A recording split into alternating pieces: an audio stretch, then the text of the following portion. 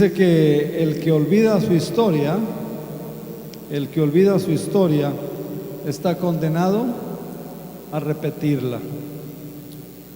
Padre, gracias porque hoy nos permites estar en tu casa con el único propósito de orar, alabar tu nombre y estudiar tu palabra. Ponemos este momento delante de ti y te suplicamos tu bendición y tu ayuda en la vida de cada persona, en el nombre de Jesús. Amén. El mundo secular, las personas no cristianas, ignoran que a fines de octubre se conmemora, se celebra, se recuerda la reforma del siglo XVI.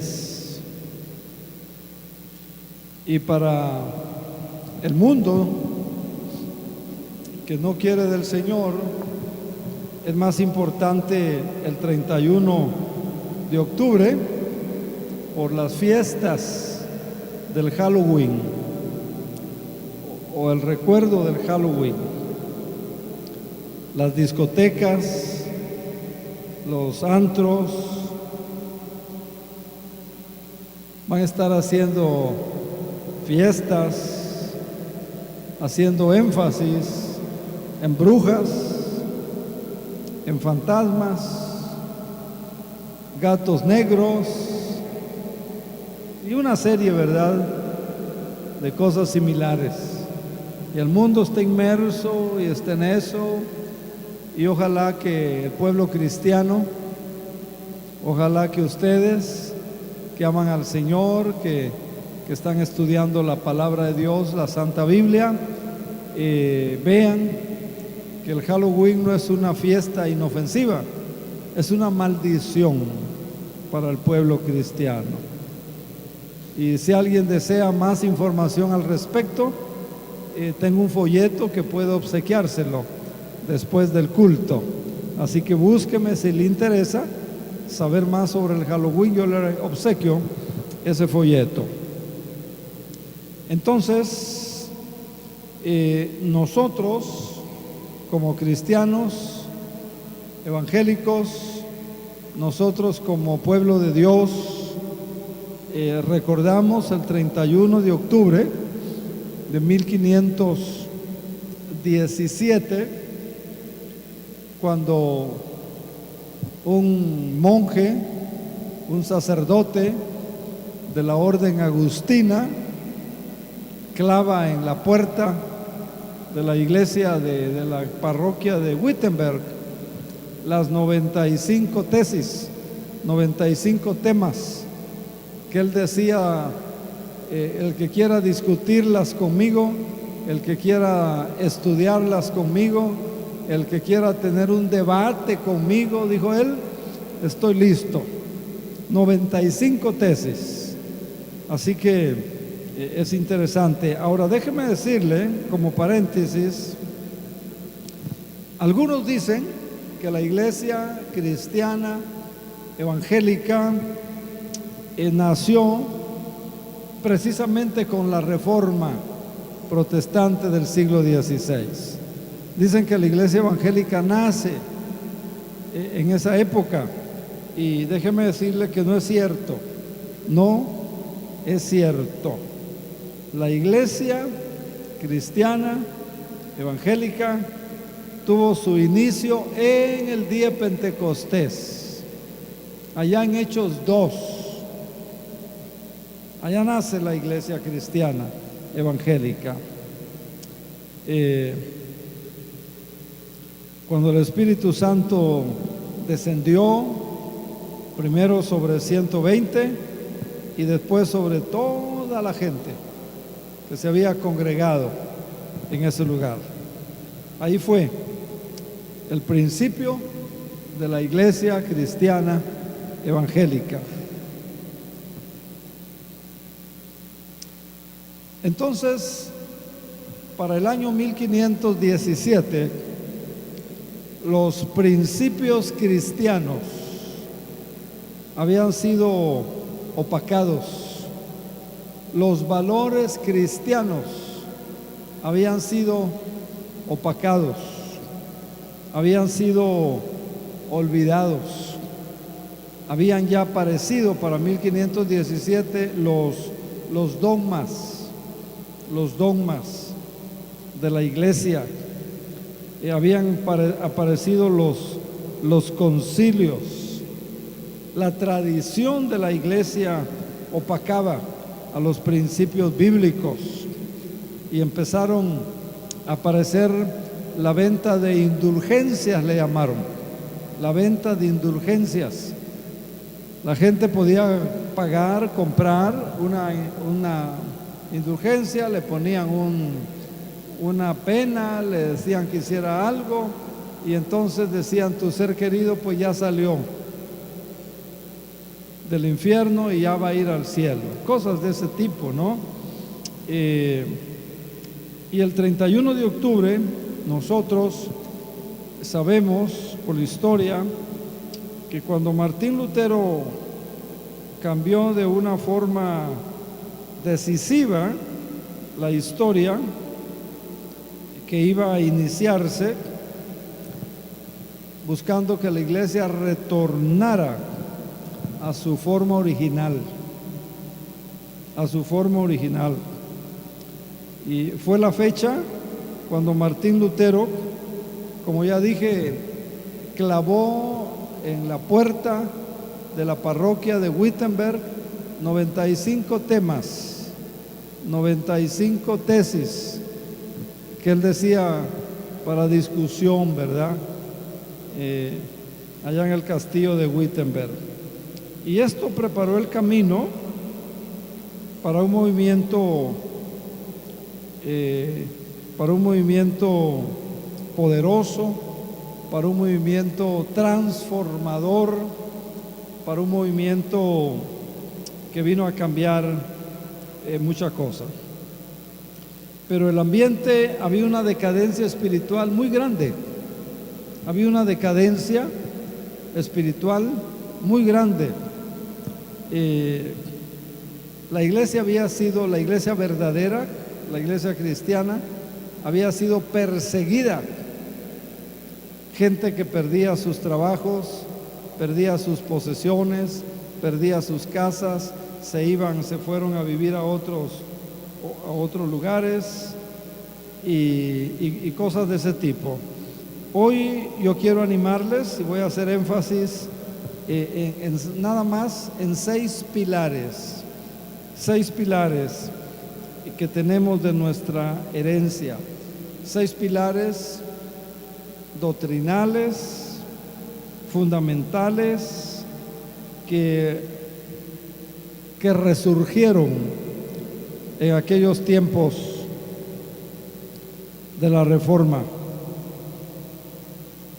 que se habían olvidado, que la iglesia para entonces se había apartado, que los líderes de la iglesia habían sustituido por otras prácticas como mandamientos de hombres, ¿verdad? Primer pilar del que vamos a ver: solamente la escritura, solamente la palabra de Dios. Los reformadores regresaron a la gente a la Biblia. La Biblia no se leía, la Biblia estaba prohibido leerla, estaba guardada, en algunos casos bajo llave. El culto, la misa que le llaman, ¿verdad?, era en latín, el idioma de Roma. Los que no sabían latín no entendían nada. La Biblia no se leía. Y una columna fundamental como herencia, solo la escritura. Vamos a ver a esa columna. Otra columna que vamos a ver, número 2, solo por gracia. Es por la gracia de Dios, no por obras. La gente, la iglesia estaba enseñando que por obras podían ser salvos. que por obras podían recibir el perdón de pecados, que por obras podían recibir la bendición de Dios. Los reformadores regresaron a la gente, regresaron a la iglesia y enseñaron la segunda columna solo por la gracia de Dios. Y la Biblia es clara en ese aspecto, ¿verdad? No por obras, para que nadie se jacte. Columna número 3, solo por la fe. La sola fe. Es por fe. Columna número 4, solo Cristo. Hay un solo mediador entre Dios y los hombres, Cristo. No hay otro, no hay otra. Hay un solo nombre debajo del cielo dado a los hombres en quien podamos ser salvos, Jesucristo. Columna número 6, el sacerdocio de los creyentes. Columna número 5, sacerdocio de los creyentes. De la Reforma para acá usted puede orar. Es tan válida su oración como la oración de un pastor, como la oración de un líder espiritual. Usted tiene el mismo poder y usted puede entrar a la misma presencia de Dios. Y el varón debe ser el sacerdocio de su casa. Con su familia estudien la Biblia, con su familia oren, con su familia busquen al Señor. Y columna número 6, solo la gloria a Dios. Solo la gloria a Dios. A Dios sea la gloria. Entonces nosotros también debemos ser cuidadosos. Y aquí viene, ¿verdad?, ya la enseñanza. Nosotros, como cristianos evangélicos, como creyentes en el Señor Jesucristo, tenemos que cuidar ese legado. Nosotros también debemos de ser cuidadosos a los principios y a las enseñanzas de Jesucristo y de los apóstoles y de la iglesia primitiva. Hoy hay muchas corrientes que están entrando en la iglesia, muchas ideologías, muchas filosofías, y a veces olvidamos y descuidamos. Entonces, empecemos en el nombre del Señor, pongamos atención. Y columna número 1, entonces, solo la Escritura. Ese fue un aspecto en el que trabajaron los reformadores, que la iglesia, que la gente, que el pueblo entendiera. Es la Biblia la que te debe dirigir, es la palabra de Dios la que te debe de orientar, es la Escritura la que nos debe decir qué hacer. Solo Escritura. El cristiano, y como cristianos nosotros debemos asirnos, debemos de ser tenaces, debemos de ser, hermanos, hermanas, persistentes y firmemente estar agarrados y tener la autoridad suprema y absoluta que es la Biblia. ¿Qué es la Biblia? Nosotros creemos que la Biblia, la palabra de Dios, es la única regla de fe y de práctica. La Biblia es la única regla, la palabra de Dios es la única regla de fe y de práctica. No hay tal cosa como que yo soy cristiano a mi manera. No hay tal cosa como yo oro o busco a Dios cuando lo siento. Porque si no lo siento, no, porque no quiero ser hipócrita, ¿verdad? Así dice alguna gente.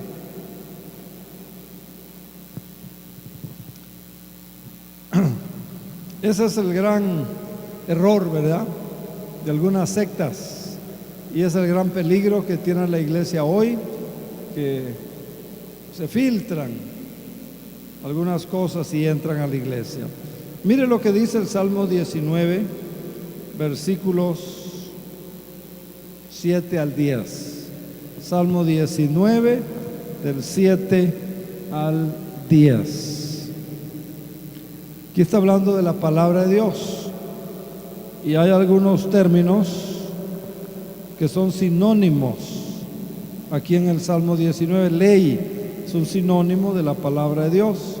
Testimonios, otro sinónimo. Mandamientos, otro sinónimo. Preceptos, otro sinónimo. Temor, otro sinónimo. Juicios, son sinónimos de palabra de Dios. Entonces dice que la palabra de Dios, o la ley de Jehová, dice, es perfecta. Es perfecta. Si alguien le dice, mira, la Biblia tiene errores. Si alguien le dice, mira, la Biblia tiene errores porque fue hecha por hombres. Sí, fue escrita por hombres. Sí, usan cualquier imprenta como cualquier otra impresión. Pero la misma Biblia dice que los santos hombres de Dios hablaron siendo inspirados por el Espíritu Santo. Dios ha cuidado, ¿verdad?, su palabra. Dios ha protegido su palabra. Entonces, mire, la ley de Jehová, la palabra de Jehová dice que es perfecta. Nosotros creemos y predicamos y enseñamos la inerrancia de la Sagrada Escritura. Y dice el versículo 7, convierte el alma, convierte, cambia vidas, cambia corazones, cambia la manera de pensar, cambia la manera de sentir, cambia la manera de hablar, cambia la manera de ser. Vea la palabra de Dios. Versículo que sigue, el testimonio, dice, de Jehová es fiel. O sea, la palabra de Dios es fiel y hace sabios. ¿A quiénes? A los sencillos, a los que tienen fe, a los que tienen la humildad de decir, Señor, yo creo en tu palabra, yo confío en tu palabra, yo recibo tu palabra, yo acepto esa palabra como que tú me la mandas a mí. Hace sabio.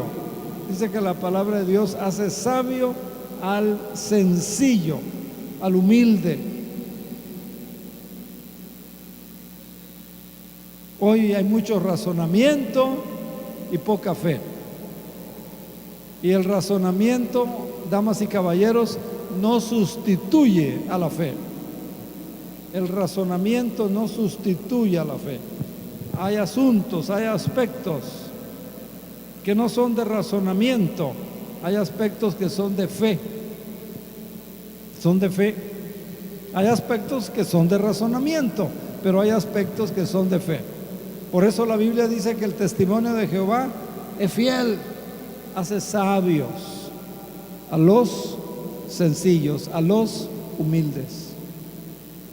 Usted va a ser sabio como papá si va a la Biblia y busca la Biblia cómo debe ser un padre, qué características debe tener el papá, qué debe de hacer con sus hijos, cómo debe de hablar con sus hijas, cómo debe de guiar a sus hijos. Y si usted tiene la humildad, la sencillez de ir a la palabra, usted va a ser sabio como papá, usted va a ser sabio como esposo, usted va a ser sabia como mamá, usted va a ser sabia como esposa. La Biblia, hermanos, solo la Escritura fue lema y fue una columna de la reforma del siglo XVII. La Escritura. Y hoy estamos llenos de psicología, de parapsicología, de filosofías, estamos llenos de terapias, estamos llenos de un montón de cosas, ¿verdad? Y a veces los creyentes no las estudian, no las analizan, las aceptan y las aplican. Mire, el testimonio, la palabra de Jehová dice que es fiel y hace sabio, hace sabio. Usted va a ser sabia como esposa, como ama de casa, como mamá.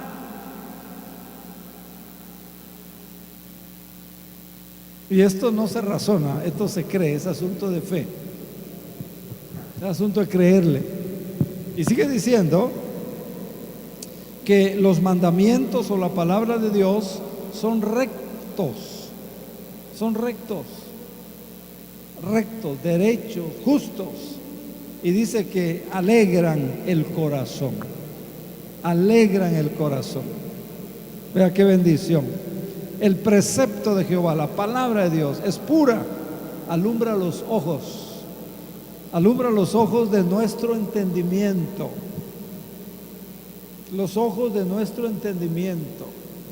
El salmista David, ya en sus años maduros, en ese tiempo de oro de David, el rey de Israel, en ese tiempo de grandeza de David como rey, como gobernante, en ese tiempo de oro, de éxito, David dijo: lámpara es a mis pies tu palabra y lumbrera a mi camino. Lámpara es a mis pies.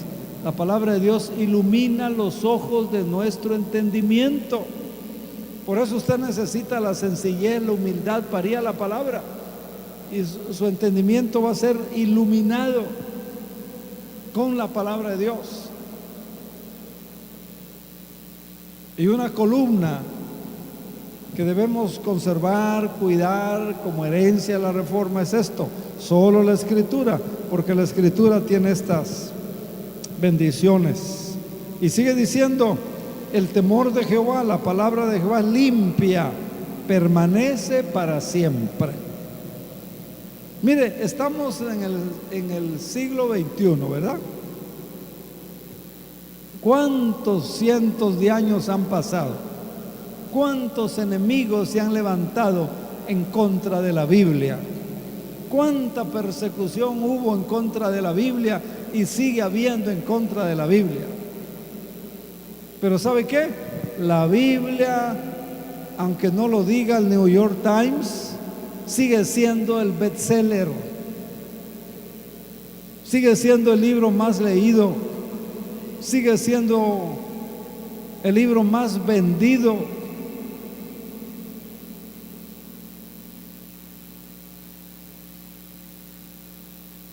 La Biblia, mire, dice la palabra, permanece para siempre.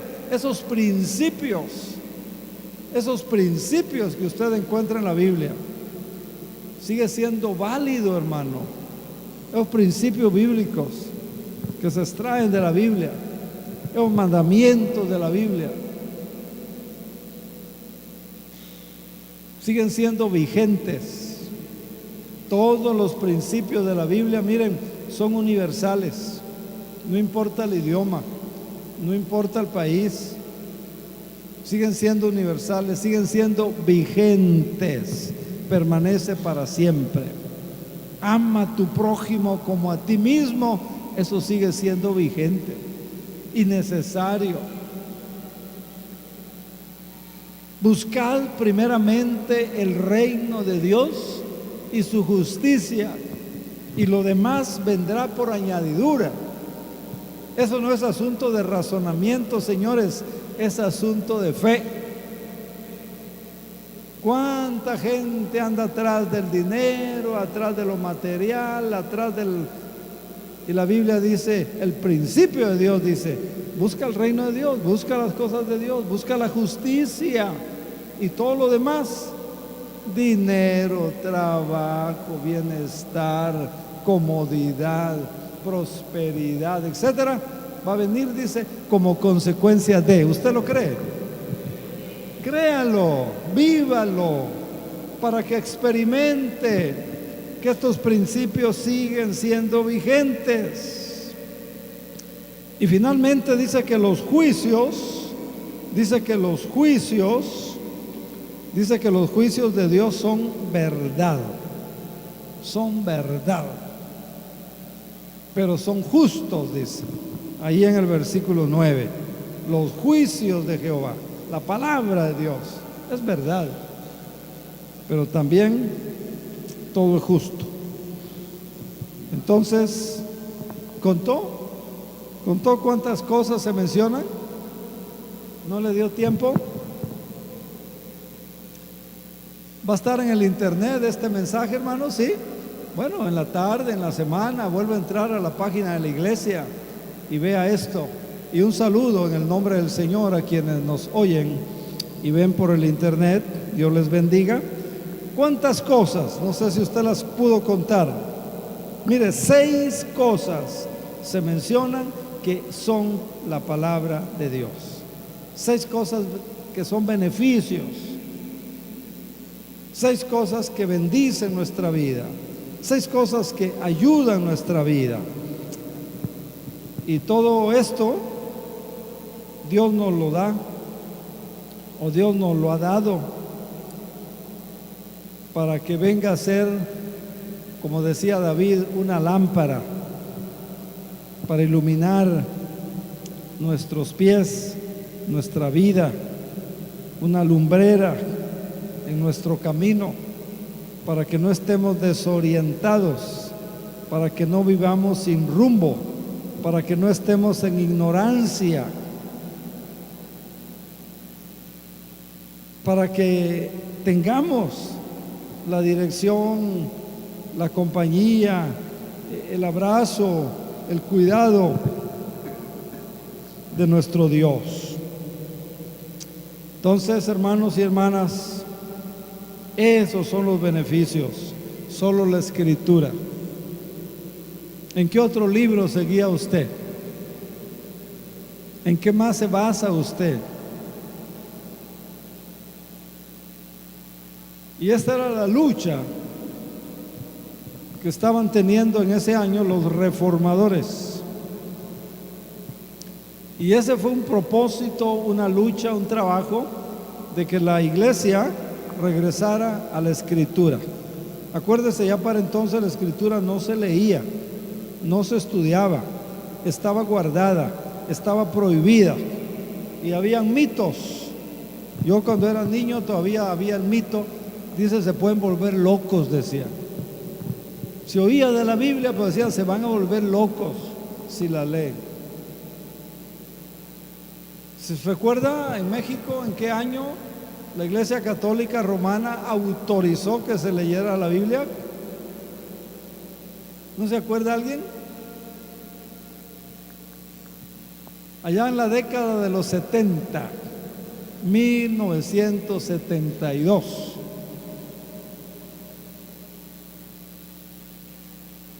Empezaron a leer la Biblia en la Iglesia Católica, gracias a Dios.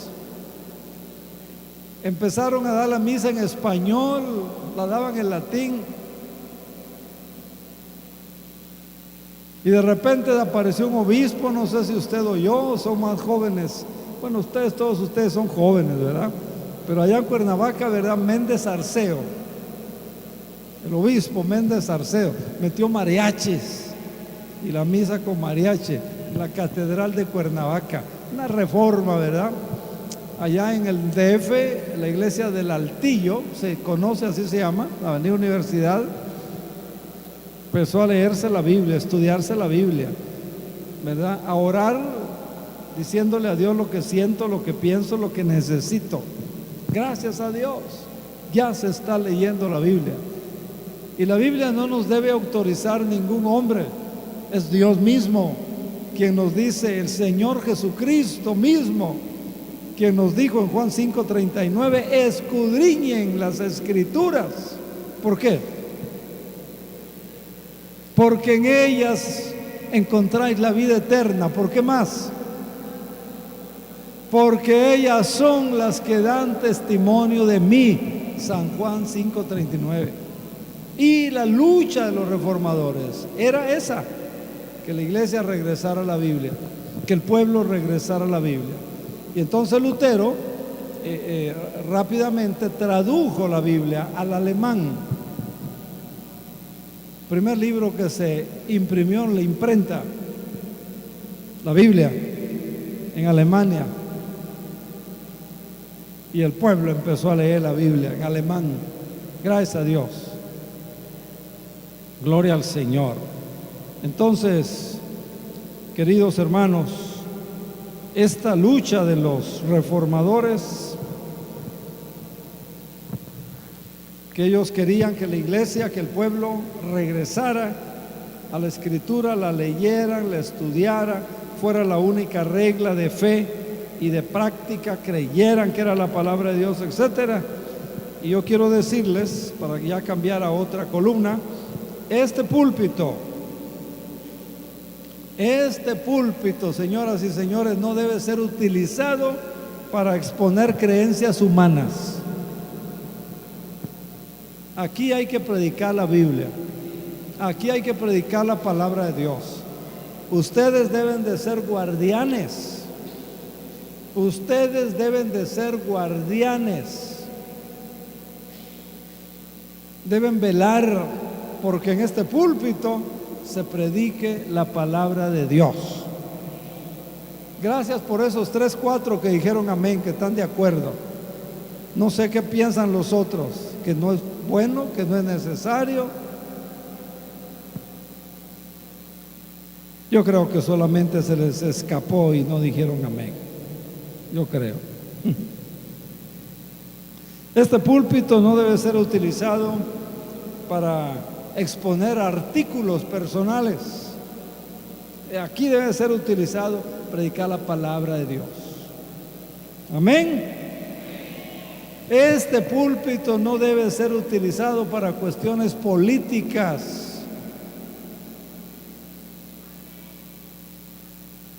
Gracias por esa hermana que dijo amén por allá. Solita, hermana, ya somos 2, usted y yo, gracias. Vino una persona a verme y me dijo: pastor, hay una gran oportunidad. ¿Cuál es? Le dije. Mire, dice, el día 17 de diciembre queremos que nos preste este lugar, dice, porque está aquí en el centro, está bien ubicado. Va a venir un coro.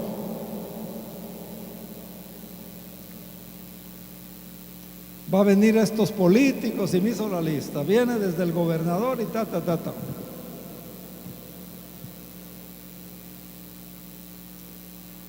Mire, dice, qué bendición.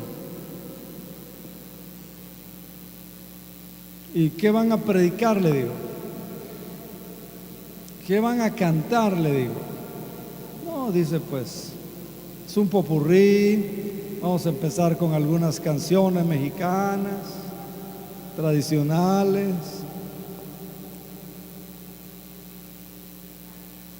Muchas gracias, le digo, por haber pensado en nosotros. Dios lo bendiga. Hay hoteles más bonitos, mejores, con aire acondicionado.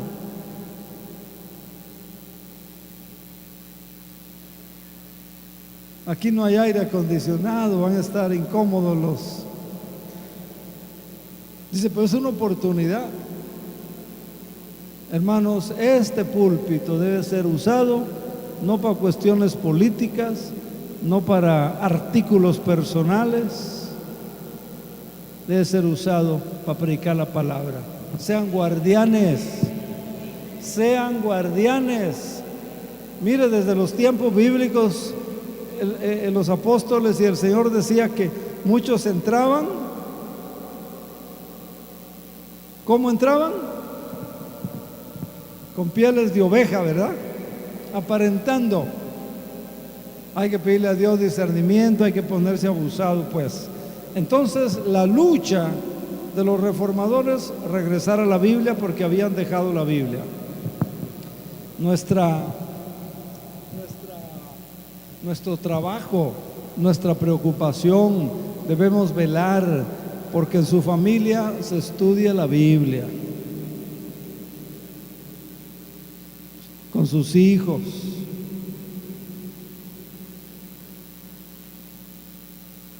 Antes de mandarlos con el psicólogo, vea qué dice la Biblia, ore con ellos.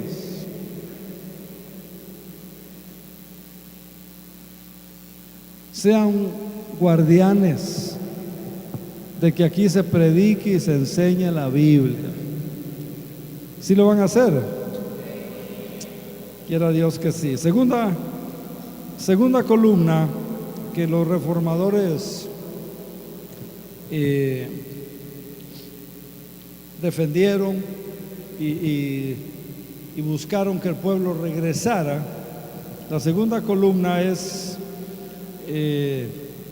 solo gracia.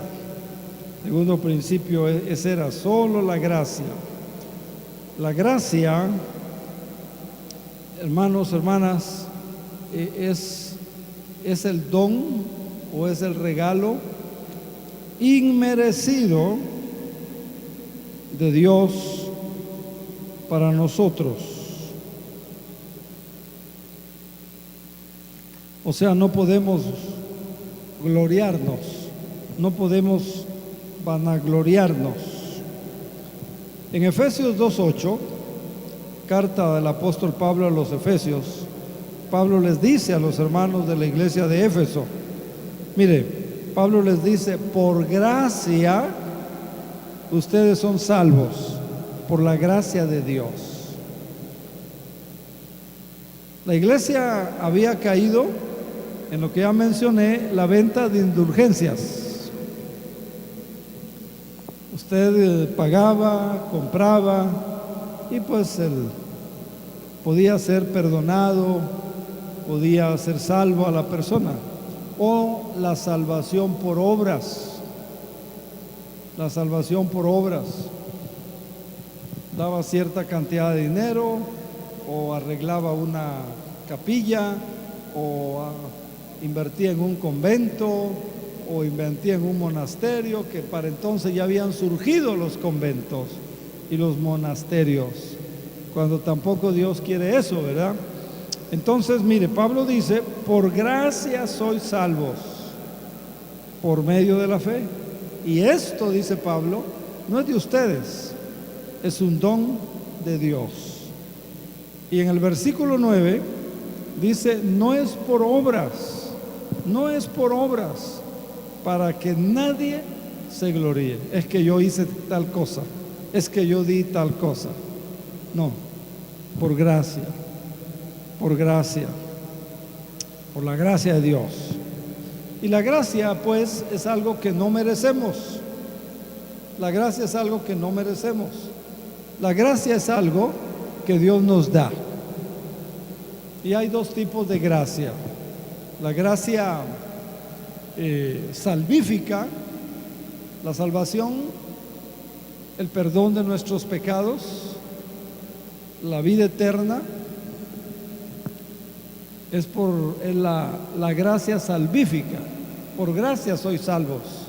Esto no es de vosotros, Efesios 2:8. Es un regalo de Dios, es un don de Dios. No es por obras.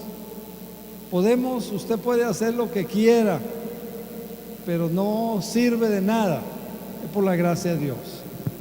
Y está también la gracia especial. La gracia especial. Cuando usted ora, por ejemplo, y usted anda buscando trabajo, por ejemplo, y usted ora, y usted dice, Señor, permite que la puerta que voy a tocar, permite que la persona que me va a entrevistar, permite que cuando entregue mi documentación, permite que cuando entregue mi solicitud, tú me des gracia, que esa persona se interese, ese gerente o gerenta de recursos humanos se interese, le simpatice, que yo tenga ese trabajo, Señor. O usted ora y le dice, Señor, mi negocio ya se va a acabar el mes, no me ha ido bien, tengo compromisos económicos, Señor, tengo pagos que hacer, Señor, ayúdame. Y Dios en su gracia, usted vende en un día lo que no vendió en un mes, por la gracia y la misericordia de Dios. Este templo, este edificio que usted ve, no es porque aquí haya muchos ricos. ¿Habrá alguno, dos? No lo conozco yo, Mire, esto es por la gracia del Señor, por la gracia de Dios, por la gracia de Dios. Por la gracia del Señor. Creyente sabe, porque la Biblia lo enseña. Pablo decía, por la gracia de Dios soy lo que soy, decía Pablo. Otro dijo, por la gracia de Dios tengo lo que tengo, porque Dios en su amor, en su misericordia. No es porque el joven, la señorita, sea muy cerebrito, ¿verdad? Y por eso le dieron la beca. La gracia de Dios. La gracia de Dios. Entonces los reformadores fue su lucha, ¿verdad? De que la iglesia regresara a esa segunda columna, la gracia de Dios. Ya para entonces la iglesia, ¿verdad?, estaba confiando en los concilios, en las encíclicas, en el Papa, en las ordenanzas de la iglesia, etcétera, etcétera. Bueno, vamos a ir más rápido. Entonces, hermanos, por gracia. La gracia es algo que no merezco. No lo merezco. Mire, yo no merecía, ni usted merecía, que Jesucristo muriera por nosotros en la cruz del Calvario. Yo no merecía eso. Yo no hice nada. Al contrario, yo merecía castigo. La paga del pecado, dice la Biblia, es muerte. Yo merecía eso. Pero Dios, por su gracia, me da la salvación en Cristo Jesús. ¿Me explico? Yo no merezco, pero Dios me lo da. Y no podemos añadir nada a esa gracia de Dios. Isaías dice que todas nuestras obras son como ¿qué? ¿No se acuerda? El profeta Isaías dice que todas nuestras obras son como trapos de inmundicia. Qué tremendo, ¿verdad? ¿Y cuánta gente confía en sus obras? Es por la gracia de Dios. Es por el favor inmerecido de Dios.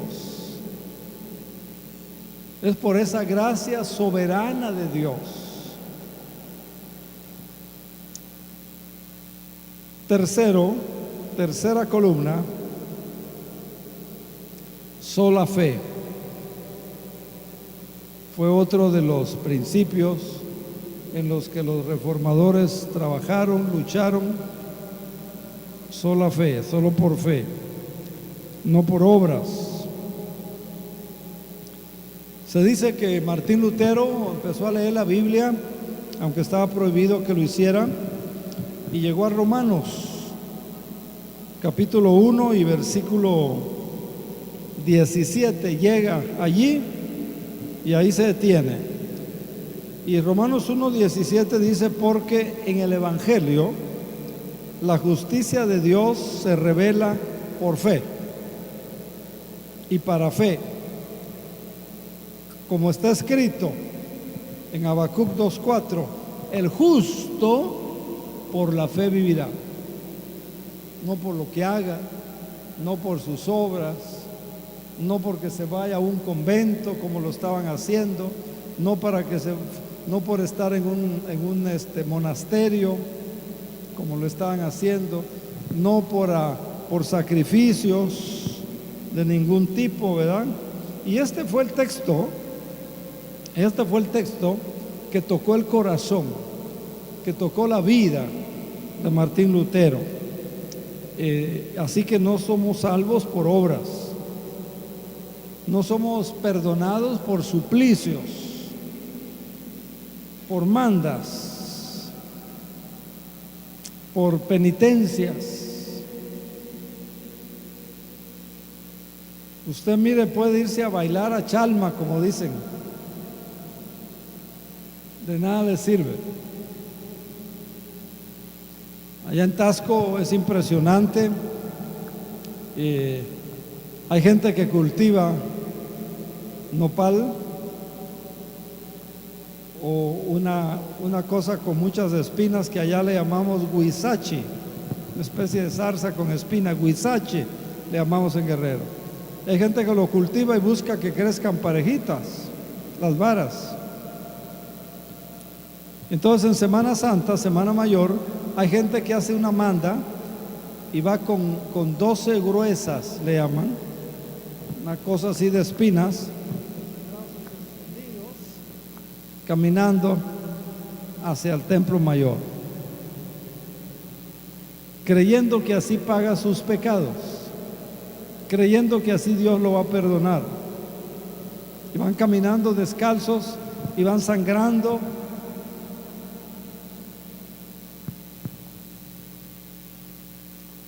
Y hay muchas cosas ahí, ¿verdad?, raras. Usted tal vez lo ha visto en la televisión en tiempo de Semana Mayor, Semana Santa. Hermanos, eso no es. La Biblia dice porque por fe, es por fe en el sacrificio de Cristo, por fe en lo que Cristo hizo por nosotros en la cruz del Calvario, no es por obras. Para los reformadores, esa fue una lucha, porque la iglesia se había degenerado, había olvidado la fe, ¿verdad? Estaban vendiendo indulgencias, pero los reformadores estaban tratando de regresar y hablar de sola fe, solamente la fe. ¿Se da cuenta? Y hoy es por fe, hermanos. El plan de Dios para nosotros no ha cambiado. El justo, dice la Biblia, por su fe vivirá. La Biblia dice que lo que no es de fe es pecado. Lo que no es de fe es pecado.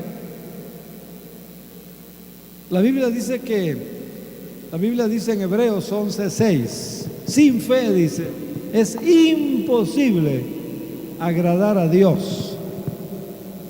Así que si usted canta y canta sin fe, no le está agradando. Si usted está escuchando esta enseñanza sin fe, no le va a servir. La vida cristiana está a su base en la fe. ¿Qué es la fe? Y contesta Hebreos 11:1. Fe es la certeza de lo que se espera, la convicción, dice, de lo que no se ve. Eso es fe. Entonces, si fe es la certeza de lo que se espera, ¿qué espera usted? Mire, yo espero la respuesta de las promesas de Dios.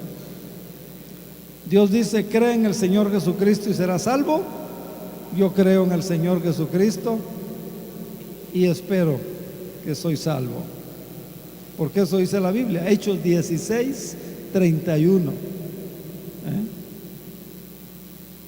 Fe es la certeza de lo que se espera, la convicción de lo que no se ve. Número 4, solo Cristo. Número 4, solo Cristo. Fue otra columna, fue otro principio. Miren, para esa época ya había muchos intermediarios, como hoy que siguen habiendo, ¿verdad? Pero Cristo lo dice claro, Juan 14:6. Cristo lo dice claro en Juan 14:6. ¿Qué dice Cristo en Juan 14:6? Ahí lo va a tener en su pantalla en un momentito más. Jesucristo dice: yo soy el camino. No dice yo soy un camino, dice yo soy Él, o sea, el único. Yo soy el camino. Cristo dice: yo soy la verdad. Miren, Él es la verdad. ¿Sabe qué es lo demás? Todo lo demás son opiniones del teólogo fulano, del papa fulano, del sacerdocio fulano, del líder fulano, del gurú fulano, del iluminado fulano. Lo que usted quiera es su opinión, pero la verdad es Cristo Jesús. Y aunque usted que no dijo amén, aunque no haya dicho amén, así es. Cristo es la verdad. Y Cristo mismo lo dice.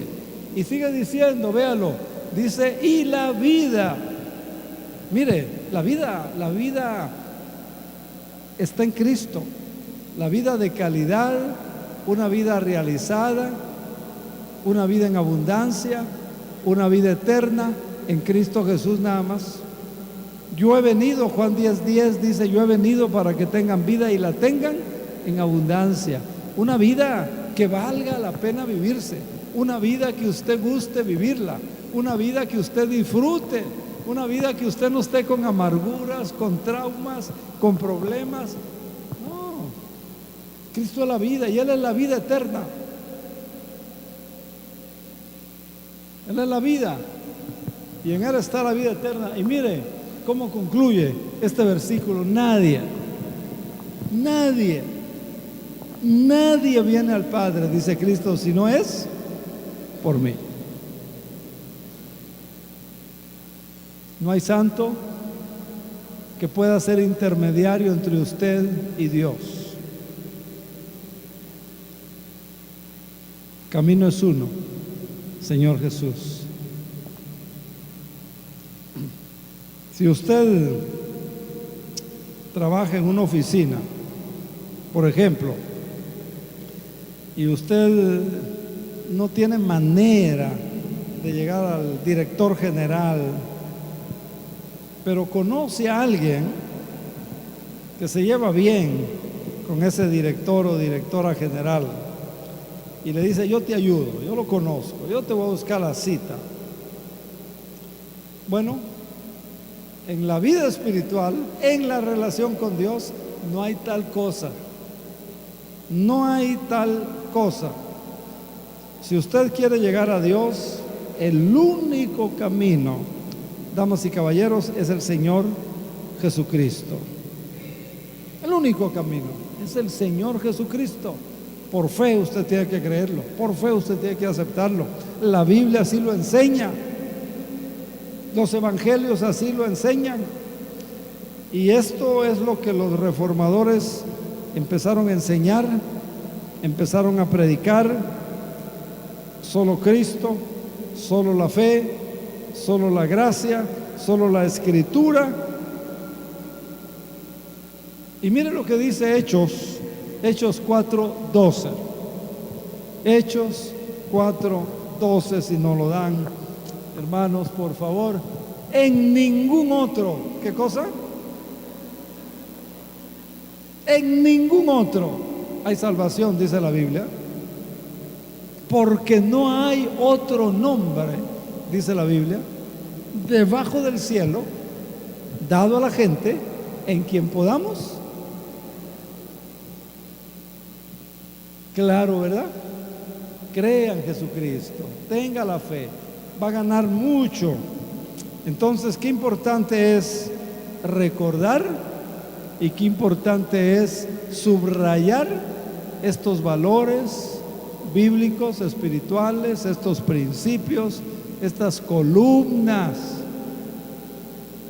Por eso les decía, ¿verdad? Quien ignora su historia, quien olvida su historia, corre el peligro de volver a cometer lo mismo.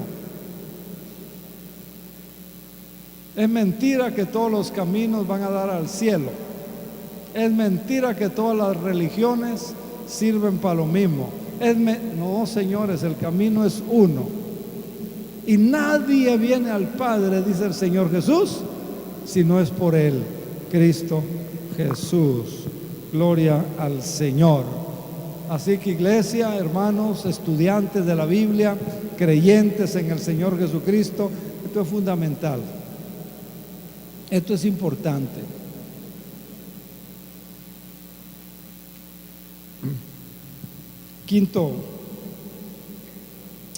Quinta columna, el sacerdocio de los creyentes. Para el año 1517, la iglesia se estaba enseñando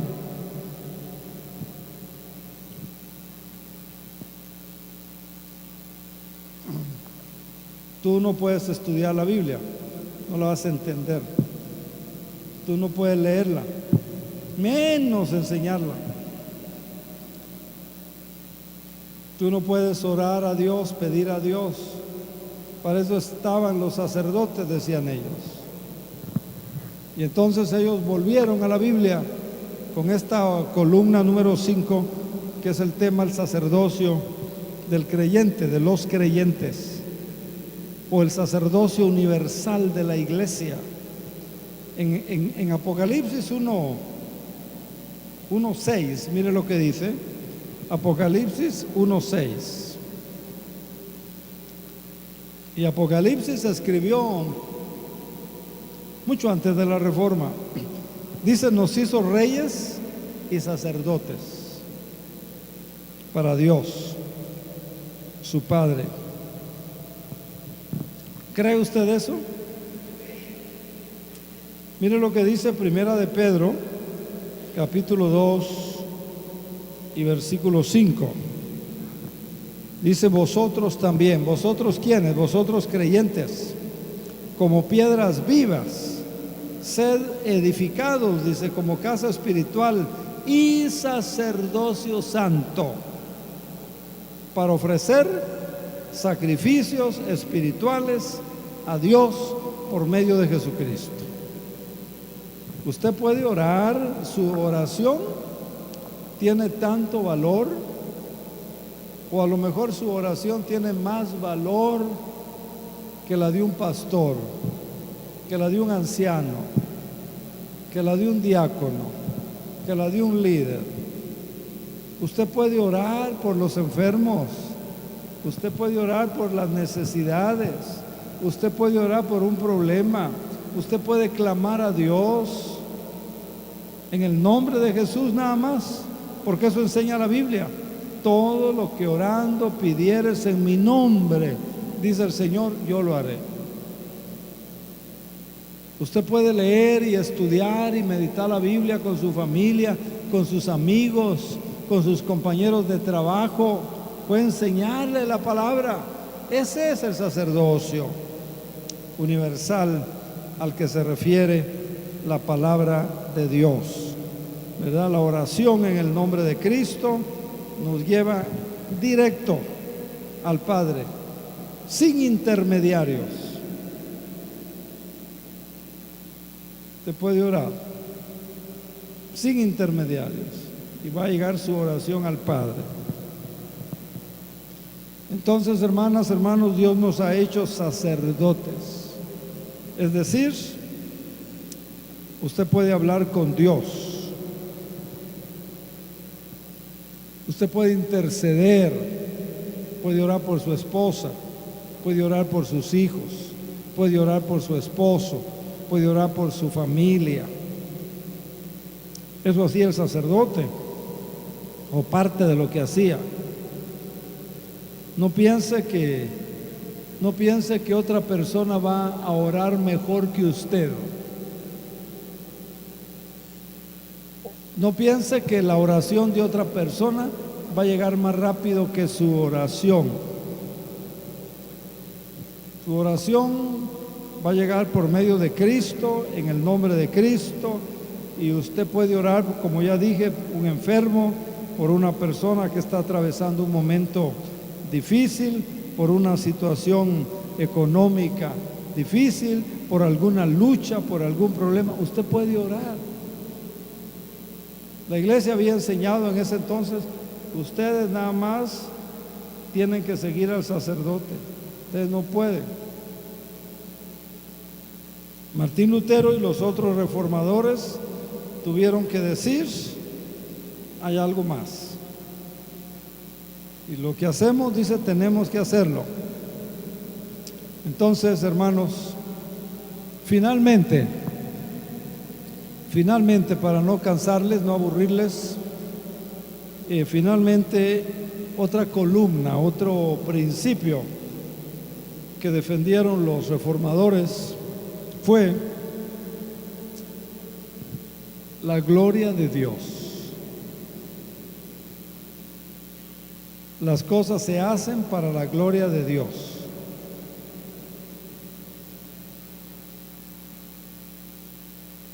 tenemos que aprender a darle el crédito, a darle la gloria a Dios.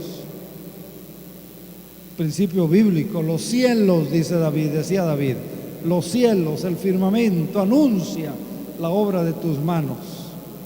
Un día, dice, emite palabra a otro día y declara tu sabiduría. Y así usted va a encontrar en los salmos cantidad de expresiones donde David le está dando la gloria. ¿Qué es el hombre?, dice en otro salmo, para que tengas memoria, tengas interés del hombre. Y luego sigue, ¿verdad?, dándole la gloria al Señor. Hermanos, como iglesia,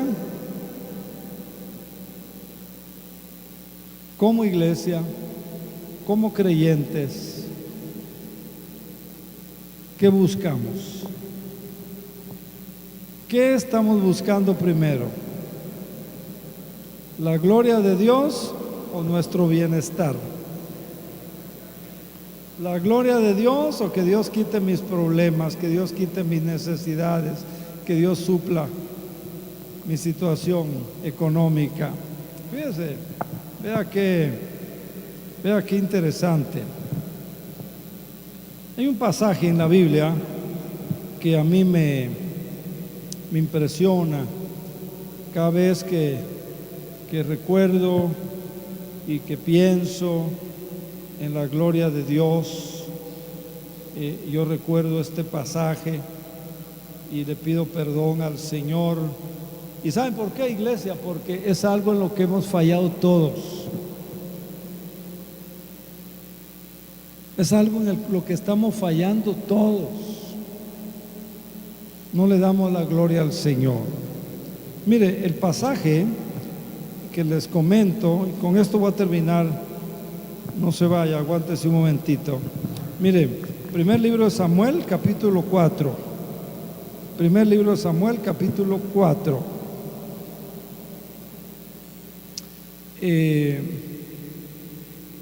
Hay una diferencia, hay un pleito, llegan al punto de guerra, filisteos contra el pueblo de Dios. Al llegar al versículo 10 del capítulo 4 del primer libro de Samuel, dice: pelearon los filisteos e Israel fue vencido. Pelearon los filisteos e Israel fue vencido, y huyeron cada cual a sus tiendas, o sea, a sus casas, sus palapas, y fue hecha muy grande mortandad, pues cayeron de Israel 30,000 hombres de a pie en aquel día.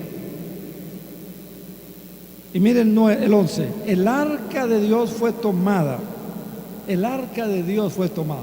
¿Se acuerda lo que representaba el arca? El arca, ¿qué representaba? La presencia de Dios, ¿verdad? El arca tipificaba, representaba, señalaba, hablaba de la presencia de Dios. El arca fue tomada por los filisteos y muertos los hijos de Elí. ¿Quién era Elí? Sacerdote en turno del pueblo en ese entonces. Sus hijos fueron muertos, Elí y Ofni, y Fines fueron muertos por los filisteos. Y corriendo de la batalla un hombre de Benjamín, de la tribu de Benjamín, llegó el mismo día a Silo, rotos sus vestidos y tierra sobre su cabeza. Cuando llegó, he aquí que Elí estaba sentado en una silla vigilando junto al camino, porque su corazón estaba temblando por causa del arca de Dios. Estaba temblando, dice. Sabía que si no estaba la presencia de Dios, sigamos leyendo, estaba temblando su corazón por causa del arca de Dios. Llegando pues aquel hombre a la ciudad y dadas las nuevas, dada a la ciudad, gritó. Cuando Elí oyó el estruendo de la guerra, dijo: ¿qué estruendo y alboroto es este? Y aquel hombre vino a prisa y dio la nueva, o dio la noticia a Elí, lo que ya leímos. Era ya Elí de edad de 98 años, y sus ojos se habían oscurecido, de modo que no podía ver. Dijo pues aquel hombre a Elí: yo vengo de la batalla, he escapado hoy del combate. Y él le dijo: ¿qué aconteció, hijo mío? ¿Qué ha acontecido, hijo mío? Y el mensajero respondió diciendo: Israel huyó delante de los filisteos, y también fue hecha gran mortandad en el pueblo, y también tus hijos, Ofni, Fines, fueron muertos, y el arca de Dios, note, el arca de Dios ha sido tomada. Y aconteció que cuando hizo mención del arca de Dios, note, mucho ojo ahí, aconteció que cuando hizo mención del arca de Dios, Elí cayó muerto hacia atrás de la silla, al lado de la puerta, y se desnucó y murió. Versículo 19. Y mucho ojo aquí, mire, dice su nuera, dice, y su nuera, que era mujer de Fines, finado ya, había muerto, estaba encinta, cercana al alumbramiento, oyendo la noticia que el arca de Dios había sido tomada y muerto su suegro y su marido, se inclinó y dio a luz, porque le sobrevinieron dolores de parto de repente. Vea qué trágica situación. Y al tiempo de morir le decían: has dado a luz. Le decían, haz que a las que estaban junto a ella, dice, no tengas temor, porque has dado a luz un hijo. Mas ella no respondió ni se dio por enterada. Versículo 21. Aquí está la enseñanza. Y llamó al niño Icabod. Y llamó al niño Icabod, diciendo: traspasada es la gloria de Israel por haber sido tomada el arca de Dios, y por la muerte de su suegro y por la muerte de su marido. Icabod, esto que significa sin gloria. Traspasada es la gloria de Dios. Vea usted, esta mujer supo de la muerte de su suegro. También le avisan de la muerte del esposo. También le dicen el arca de Dios, que habla de la presencia de Dios, ha sido tomada. Se la han llevado los filisteos, los enemigos del pueblo. En ese momento la impresión, el susto, la noticia hace que dé a luz. La gente que estaba ahí es varón, le dicen alégrate. Ella no se entera, no pone atención, dice el relato, y le pone por nombre Icabod, que significa la gloria de Dios ha sido quitada. La gloria de Dios ha sido quitada de nosotros. Sin la gloria de Dios, nada sirve. Es lo que esta mujer, es el mensaje de esta mujer. Hermanos queridos, hermanas amadas en Cristo Jesús, esta debe de ser una lucha en esta iglesia. Que la gloria de Dios no nos sea quitada. Miren, no se preocupen si se va el pastor. No se preocupen si se va el pastor. No se preocupen si se van los ancianos. No se preocupen si se van los líderes de ministerios. No se preocupen. Es más, que se vayan todos, pero que nunca se vaya. Óigame bien, no estoy bromeando, no se ría. No, esto es serio, no se ría. Miren, pero que no se vaya la gloria de Dios de usted y de la iglesia. Nos podemos ir todos, pero que no se vaya, señoras y señores, la gloria de Dios. Si no tenemos la gloria de Dios, la presencia de Dios en su vida, en su familia, en su trabajo, en su ministerio, en la iglesia, aquella mujer dijo, ¿de qué sirve?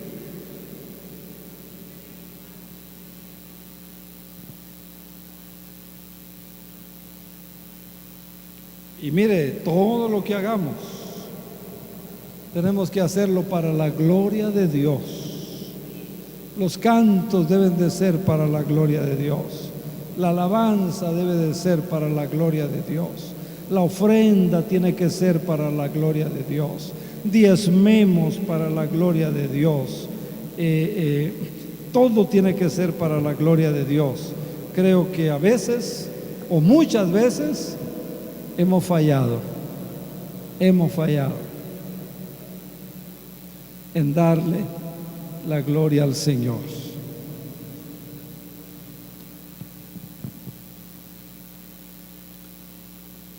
El testimonio de los reformadores debe pues impulsarnos.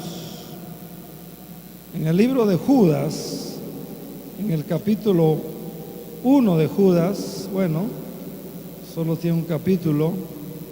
Mire, allí en el versículo 3, al final, dice Judas, el apóstol, hermano de Jesucristo, me ha sido necesario, dice, escribirles, exhortándoles que contendáis ardientemente por la fe que ha sido una vez dada a los santos.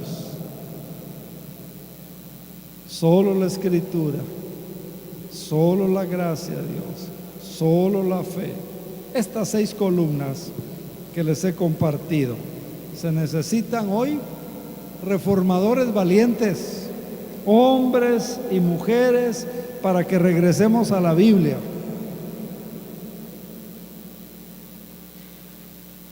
Hermanos, no dejemos que el mundo entre a la iglesia.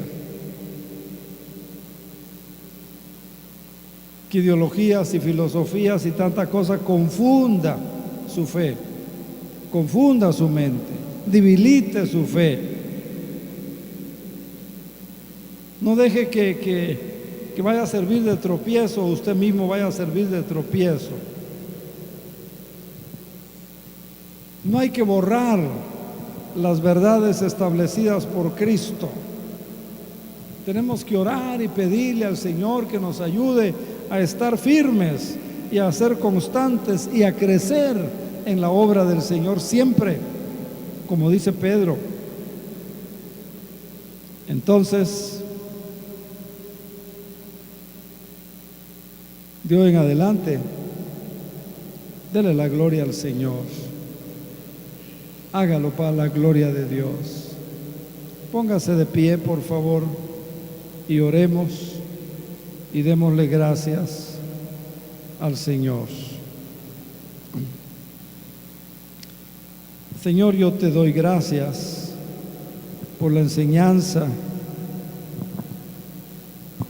de tu palabra que esta mañana nos das.